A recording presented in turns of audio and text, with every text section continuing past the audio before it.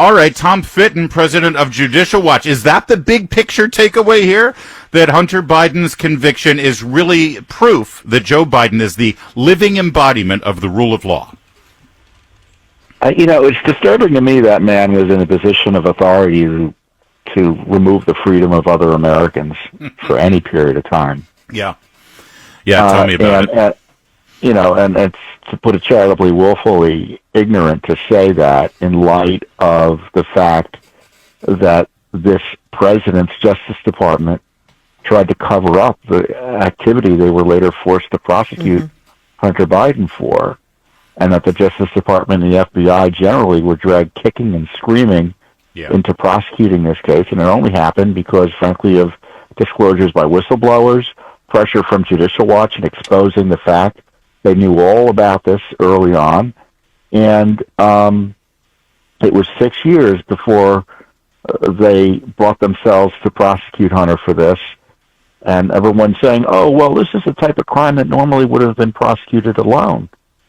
Well, yeah, that's what they tried to do. They tried to ball it up with this other shady plea deal involving the tax crimes, and a court blew it up. So that's the only reason it's being prosecuted alone. What a nightmare. And, it's the verdict's right.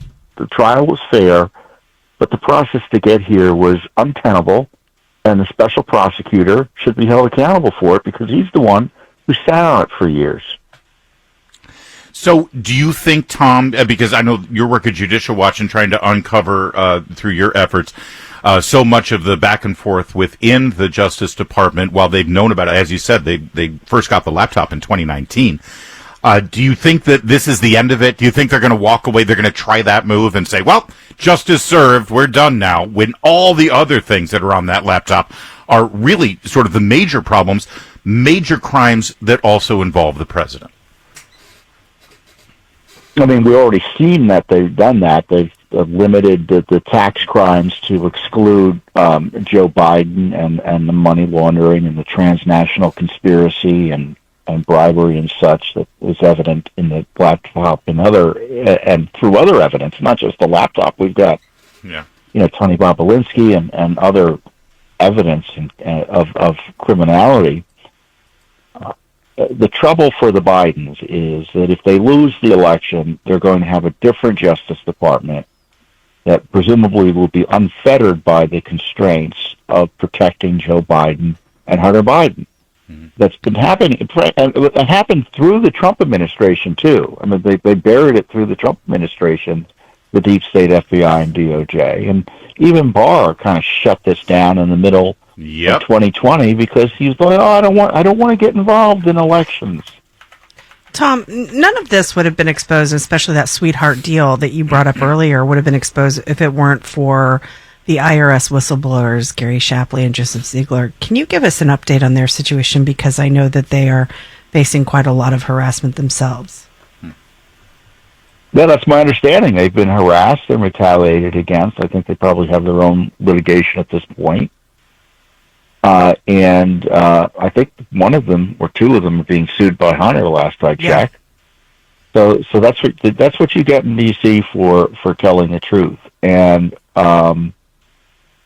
and the other whistleblower wasn't really a whistleblower. It was just a judge doing her job.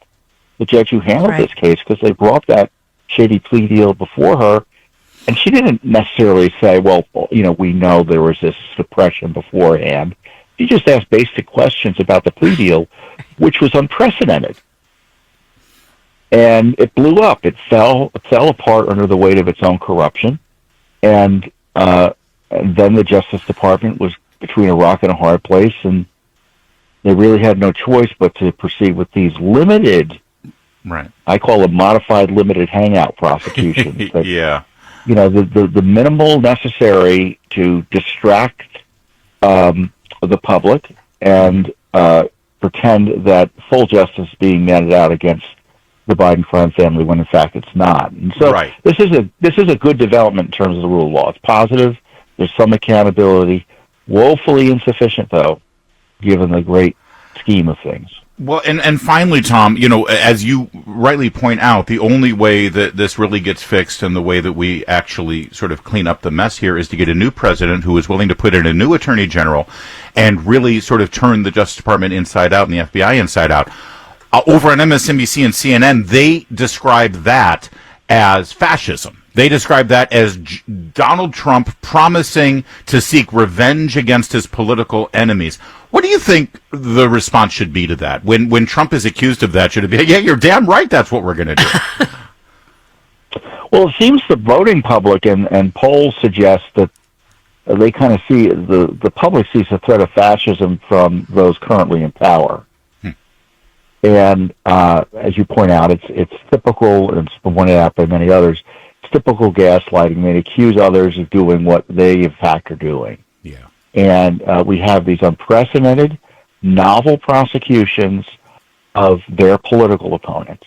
It's not like what Hunter did, where it was an obvious crime and he was prosecuted for the first time in history for a crime no one else has ever been called out on. That's true. With Joe Biden's prosecutions of Trump and his party allies' prosecutions of Trump, these are crimes that no one has ever been prosecuted for, practically speaking, all being applied in novel ways against a former president for acts he committed as president, and for crimes that really aren't crimes in the sense that up in New York he was prosecuted for labeling legal expenses as legal expenses. Right. Literally. All right, Tom Fitton, Judicial Watch. We got to leave it there. But great work as always at judicialwatch.org, judicialwatch.org. I speak for a living. Thank you, Tom. Great stuff.